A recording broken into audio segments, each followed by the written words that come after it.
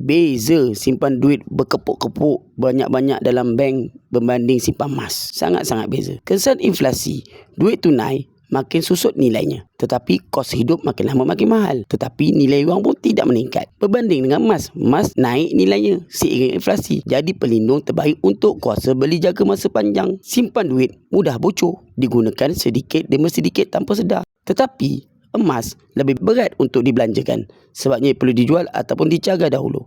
Tabungan yang lebih selamat daripada gangguan nafsu berbelanja. Kesimpulannya, simpan duit selamat untuk jangka masa pendek. Simpan emas bijak untuk jangka masa panjang. Pertimbangkanlah untuk tukarkan sebahagian duit simpanan anda kepada emas. Bagi yang berminat ingin memulakan simpanan emas bersama dengan Public Gold, anda boleh klik pin video yang saya pinkan di situ. Dan insya-Allah saya akan membimbing anda untuk menyimpan emas.